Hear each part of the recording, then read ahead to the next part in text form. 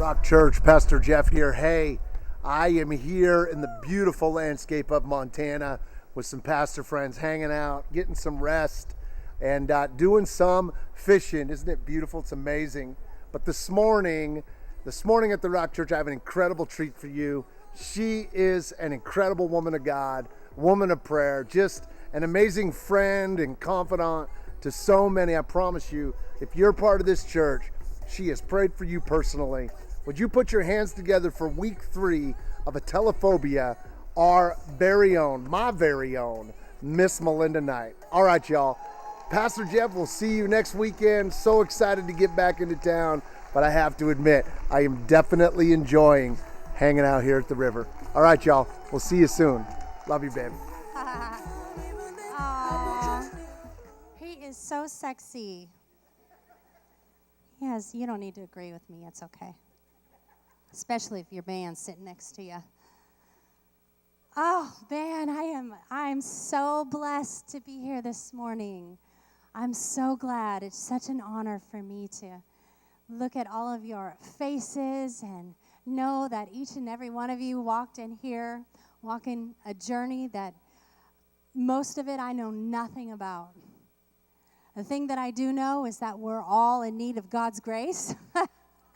We all are breaking out in the things that God has called us to walk in, freedom, and we all encounter hardship, difficulty, and we all walk through it. And you know, in the end, we're all going to win, right? Yes, we are going to win. We're in the middle of a series. We're in week 3 of Atelophobia. I won't ask you to say that. It's kind of early. Actually, it's only 11:30. But Atelophobia, imperfection, the fear of imperfection. And weeks 1 and 2 have completely rocked my world. I stand up here and I just sense there are so many of you who are walking through some things.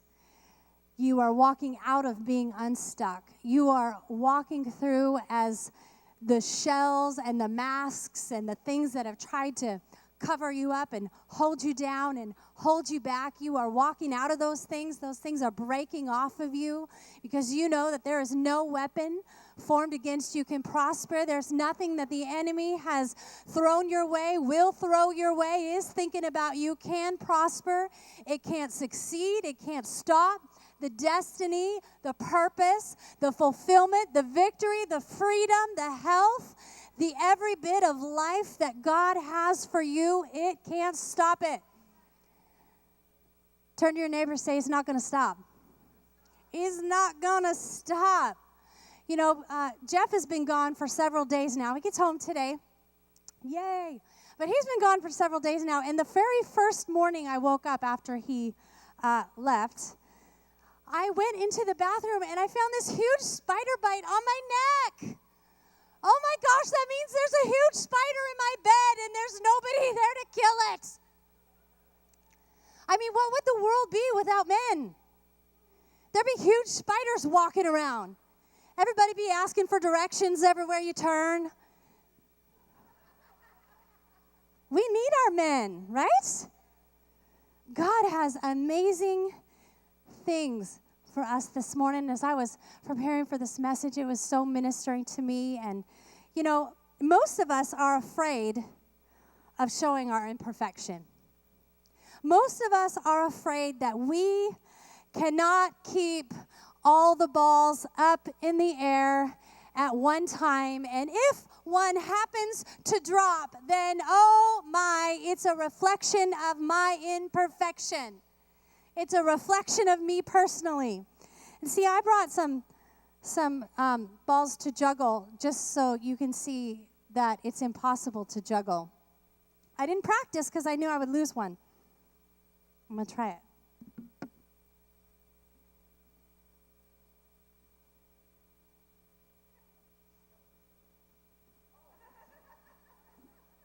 See, I'm willing to look like a dork for you. But it is, I can't even see him in the light there, so it kind of, you know, I mean, I would be so good at this if those lights were off, okay? Really, no, I wouldn't be. I can't lie up here on the platform, but we can't. It's virtually impossible nowadays to keep those balls up in the air. I mean, we're trying to keep them up in the air, and I just got to tell you about my last Friday. Friday, Jeff was gone, and typically he takes our daughter to school in the morning, and which is awesome because then I don't have to get all ready and dolled up or whatever to just go drop her off because she likes to be walked into the building, right, past everyone. So today, of course, I got to take her to school. So I had to get all ready. And what happens when Jeff's gone is when the cows are out, I got to get them back in the fence. And when the dogs get out and run away, I got to go chase after them, okay? We have several cows, too many dogs, horses, whatever. Cat, 2 cats. Okay, so when stuff goes wrong, on the ranch, I got to take care of it. And I'm fully capable of taking care of it. Yet Friday morning, Thursday night, Jeff was gone. We typically keep the dogs in the barn. They're in a kennel. But Thursday night, I'm like, I'm going to keep them out so I can hear anybody coming up. I can hear those dogs barking, and I know that nobody's going to come up to the door when our German Shepherd is there just totally ferocious. So in the morning, I get up. I'm running late, of course, don't know why. Running late, got to run out to the barn, feed the horses, take the blankets off. They have these big, huge, thick blankets on. Take them off, hang them up, get the dogs, get Charlotte, our German Shepherd, get her back in the barn. I'm like, Charlotte, get in the barn, get in your kennel. She won't get in. Finally, I got to grab her. I got to run her in the barn. I quickly shut the door, and I go out. I don't put her in a kennel. I get 7, get her lunch, all that stuff, get in the car. We get to school, and the teacher says, hey, can you come back to do a project for me? I said, oh, sure, yeah, I got all the time in the world. I'll come back and do a project for you. I didn't know that they don't give teachers paper cutters. Like, they don't, those big paper cutter things? Like, you got to do that stuff with your hands. I really pray for our teachers because that's difficult. So I get to school, I drop her daughter off, I get home. The cows are out. I got to go out, and with the little four-wheeler, I'm trying to get the cows in. Come on, cow, moo. I'm pushing them, shoving them in the fence. I'm running after them, making a fool out of myself. And then I go into the barn, and it was only a matter of not very much time. I open up the door. The hay is everywhere, and the horse blankets are ripped to shreds. And I'm thinking, I cannot hold all these balls up in the air. I'm trying to juggle, and it's just not working. And sometimes what happens is when we get so many balls up in the air and one tends to drop and we're feeling overwhelmed, we're feeling tapped out, is we just stop. And we get paralyzed, and we just feel like we want to go in the house, sit on the couch, put a Hallmark movie on, and drink some coffee with a furry blanket. No, nobody, come on now. Nobody else. Watch some ESPN. Okay, whatever it is. But I didn't do that. I went on with my day. But we have a tendency to get stuck in life when we can't juggle everything. We get stuck in relationships. We get stuck in habits. We can get stuck in grief when we've lost someone. We can get stuck in anger. We can get stuck in sexual relationships. We can get stuck at work. It tends to be paralyzing around us. And once we get stuck, we feel guilty. Oh, I'm stuck. I don't know how to get out. How am I going to get out? And then that guilt starts to turn, and it piles up, and we start getting angry. Oh, I'm just angry. I can't get out of this. Why can't I get out of this? And the anger wells up. And then the anger gets so intense, it turns to fear. I'm never going to get out of this. I've lost control. What am I going to do? I've lost it all. Now I can't get back. I can't get back to what I want to do. I'm stuck, and then that fear turns into depression, and we start getting depressed that we're feeling sorry for ourselves. We can't give up. We can never change, and then we get stuck in that, and then we turn around in this cycle of being stuck and being stuck and being stuck. And honestly, I think sometimes it happens in the good things. When we find ourselves in a position and we think, oh, God put me right here. Now I got to do my part, and I got to finish this. And I think sometimes that's a lure of the enemy, because the word tells us that God finishes it. That it's not our responsibility to do our part and finish the work that God started in us. The Word tells us that Jesus starts the work and Jesus finishes the work. So that pressure that we put on ourselves, it just gets us stuck and stuck. How do we break out of being stuck? Well, the first thing is admit that you're stuck. You got a problem. Realize I'm not God. I'm powerless to control my tendency to do wrong things. I want control, but I'm not God enough to control. And week 1 of this series completely turned my world upside down, really ministered to me. Week 2, the second thing is believe. Believe and receive that God knows. He knows and He cares about your problems. Earnestly believe that He exists, that I matter to Him, and He has the power to help me recover. And the third thing today is take action. Take action. Someone say action. Consciously choose to commit all my life, all my will to Christ's care and to His control. Matthew speaks to this in Matthew 11:28. It says, "Then Jesus said, 'Come to me, all of you who are weary and carry heavy burdens, and I will give you rest. Take my yoke upon you. Let me teach you, because I'm humble and gentle at heart, and you will find rest for your souls. For my yoke is easy to bear, and the burden I give you is light.'" This is an invitation. It's an invitation from Jesus saying, you will have relief. I will make your life easier. I will make the burden, I will lighten your load. You'll have rejuvenation. Give me control and care of your life and watch what I do with you. Life will get better. Life will get less stressful. Can I share with you this morning, if you find yourself weary, heavy laden, not rejuvenated, feeling dry, that you have not received the fullness of the invitation that Jesus has invited us to. Because there is that rest. There is that lightened load. There is that rejuvenation. There is that strength. There is that refreshing that Jesus has for us. But if we don't accept fully that invitation, we may only walk in just a couple areas of that. But God wants us to walk in the fullness of that. And I tell you, I'm working on it every day. Every day we're working on it. We can't be 100% free in one split second. So what keeps us from keeping God at arm's length? What keeps us keeping God at arm's length? Well, the number one thing is pride. Pride will keep us from admitting that we need help. Proverbs tells us, pride first, then the crash, but humility is precursor to honor. Another Proverbs in 10:8, it says, a wise heart makes orders. An empty head will come unglued. An empty head will come unglued. Pride will keep us at arm's length with God. Number 2, guilt will keep us at arm's length. It'll keep us from taking this step. Because shame keeps us from asking for help. We won't ask others. We won't ask God. Not if we feel shame. Not if we feel guilt. Psalm 40, verse 12 says, otherwise I perish for problems far too big for me to solve, are piled higher than my head. Meanwhile, my sins, too many to count, have all caught up with me, and I'm ashamed to look up. My heart quails within me. Please, Lord, rescue me. Quick, come and help me. Have you ever felt that way? Felt ashamed to look up? Not wanting to ask God for help? Remembering how many times you've promised God only to break that promise?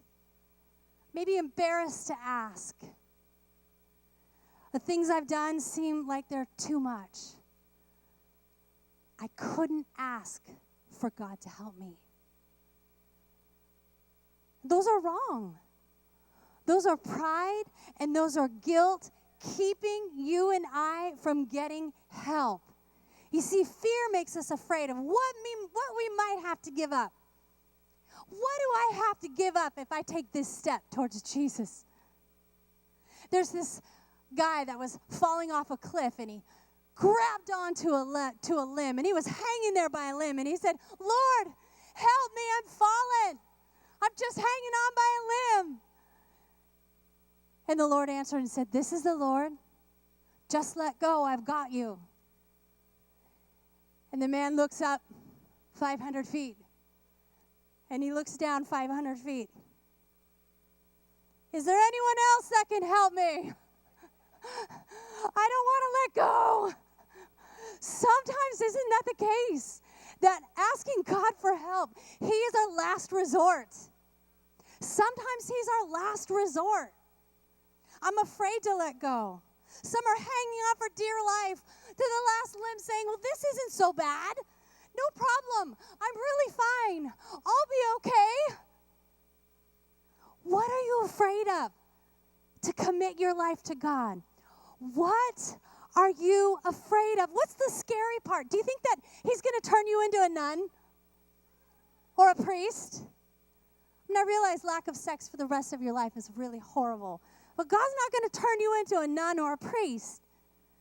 You say, well, I don't want anybody controlling me. I don't want that. Well, who are we kidding? That person that hurt you and you can't forget, that's controlling you. That person that has their opinions all over Facebook, all over social media, has their opinions of you, that's controlling you. The things that they taught you, the things that they said, and you just can't shake it, that's controlling you. But see, God's called us to freedom. And you know what true freedom is? It's the ability to choose who controls you. The ability to choose who controls you. John 8, verse 34 says, Jesus replied, I tell you the truth. Anyone who sins is a slave of sin. A slave is not a permanent member of the family, but a son is part of the family forever. So if the Son sets you free, you are truly free. Jesus says, I set you free. I make you sons and daughters along with me. There's freedom. We can be controlled. We can be slaves to our ego.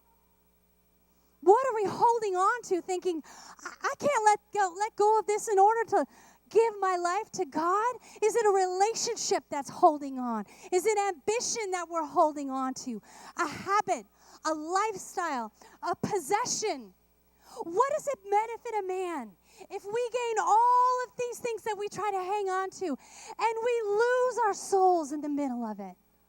And who told you that all these things you'd have to give up and kick out the door when you accepted life with Christ, when you accepted His freedom? He wants us to live in freedom, in fullness, in joy, in life, in health, and every good and perfect thing, it says in the Word, that He gives us. When we take action and give our life to Jesus, He takes what we've given Him. He turns it around. He adds new meaning. He rejuvenates it. He adds significance, adds new vitality, and gives it right back to you in a whole new way. Stop worrying about what He'll turn you into. Jesus is not going to turn you into a freak, a fanatic, a nut. Stop worrying about what specifically you have to give up. When you worry about these things, you never make the greater decision. And it's time to make the greater decision. In 1963, JFK quoted, he said, "We're putting a man on the moon at the end of this decade." That was the decision. All the problems haven't been solved. The process hadn't been thought out. It wasn't perfect, but they made the decision, and then they worked the process.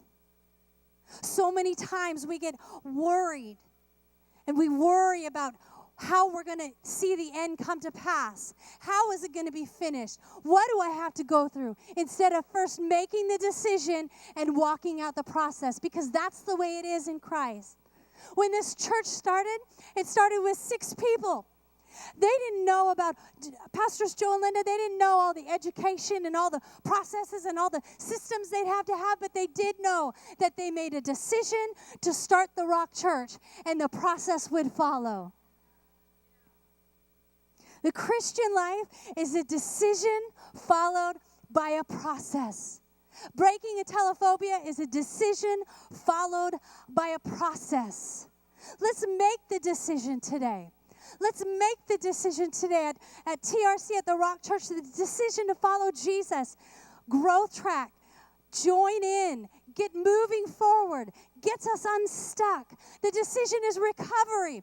Decide for recovery. Attend, celebrate recovery, and watch the process take you through your life. At the Rock Church, we want you to make a decision. I'm going to be the best that God has for me. I'm going to allow God to bring the greatness out of me. My purpose is out of me. And the process, well, that's just going to come. We're just going to walk it out step by step. I love the illustration, the story of when the Marines took the Pacific Island. When they were taking it, they went in and they established a beachhead. It's just a tiny piece of land, not very big. And they occupied that space, and from there they would advance, and sometimes they'd retreat, and then sometimes they'd win, and sometimes they'd lose. But the fact was that when the Marines went in and they established a beachhead, they never lost the island. I'm so grateful for our armed services, so grateful for those in the military. See, in the same way, you and I, we don't conquer every part of our life in just one day. But once we establish God's presence in our life, we don't lose. The Bible calls it being born again. It means God comes in your life. He establishes a beachhead. And we may go forward, and we may go back, and we may go forward, and we may go back, but we always win. God always wins. God has that beachhead. But there are some areas in your life, as there were and still are in my life, that I'm surrendering over to God. Every time I think of a new area, I'm surrendering it over to God. It's not just in one day. When we accept Christ, we accept Him for how we know of Him. We accept Him for what we are today. But you're not going to be the same next year. You're going to have new struggles. You're going to have maybe the same struggles that you didn't know. Man, if I just invited God in to be a beachhead in this area of my life, I win. I win, I win, I win. The outcome is always I win. Does it make your life perfect? No. Absolutely not. Those stupid cows get in and out of the fence.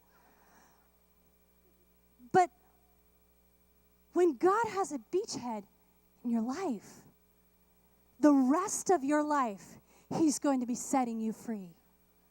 The rest of your life, that process of freedom is happening step by step by step. You know, when our daughter 7 was a little girl, I used to hold her hand when going across the street. And sometimes she would try to pull away. I don't want to hold your hand. I'm going to hold your hand, girl, because you're going to be safe. And we're going to walk across the street. And when we invite God to have a beachhead in our life, we're grabbing onto His hand. And He will never, ever, ever let go of your hand. In doubt, in disbelief, in fear, in worry, in anxiety, in trying to pull back the control of an area of your life, you're never too far gone. That He will never, ever let go of your hand. Philippians 1:6 says, I'm certain that God who began the good work within you will continue His work until it is finally finished on the day when Jesus Christ returns. Sometimes we find ourselves up against this area that's like, truly, does God really want to set me free in this area? I mean, is it really supposed to be as peaceful as they say? Like, does he really want us to? And I think about the story of Jairus in the Bible. He was a man whose daughter was sick, and he went to find Jesus. He said, you got to heal my daughter. You got to come to my house and heal my daughter. And Jesus said, your faith will make her well. And he said, but I have doubt. I want to believe. I want you to help my unbelief, but I have doubt. Basically, I don't have the faith for her to get well. I want to, but I don't have it. And Jesus said, your daughter is well because of your faith. You see, he's not asking us to be perfect. He's not asking us to fully understand the big picture. He's saying, be honest. Tell me your imperfections. I already know them. In fact, he's glorified when we share our imperfections. Jairus' daughter was healed. And maybe today you say, I have doubts. I want to believe. Help me with my unbelief. A little bit of faith in a great big God gets great big results.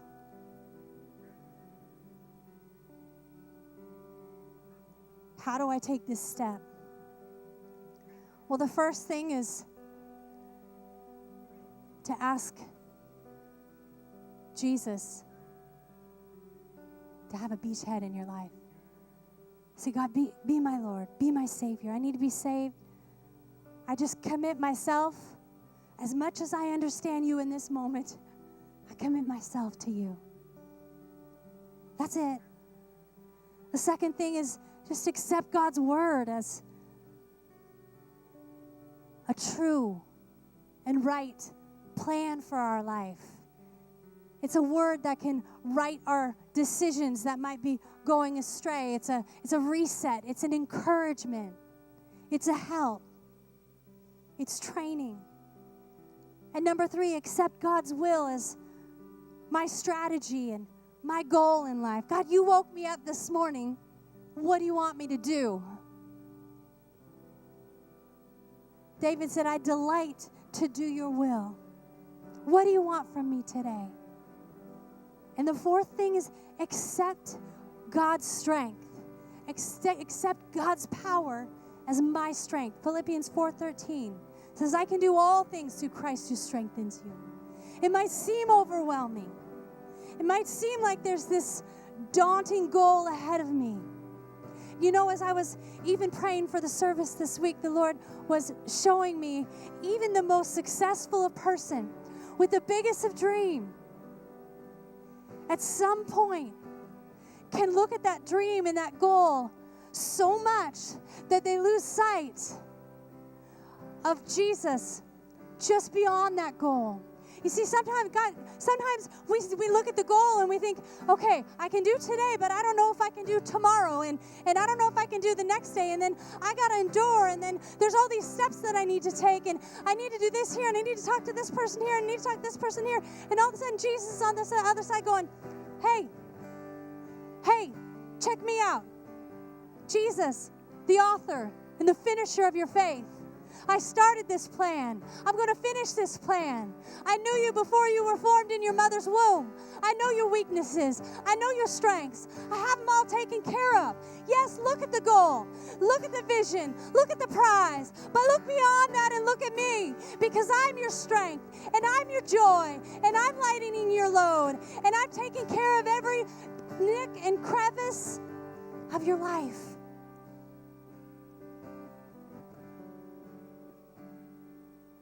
Whether you find yourself dry,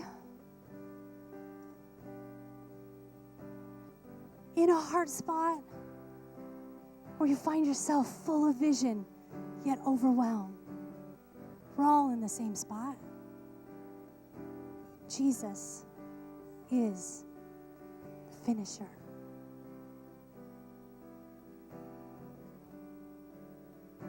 He is uncovering your greatness every day. Tomorrow, we're going to probably wake up and feel guilty about something. We're probably going to wake up and go, why did I do that again? Or, why didn't I hang up those horse blankets and take the time to put Charlotte in her kennel? But that doesn't stop the freedom that God has in that very area for you and I. Would you stand up with me?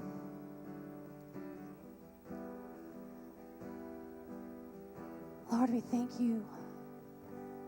Thank you for your still presence in this place this morning.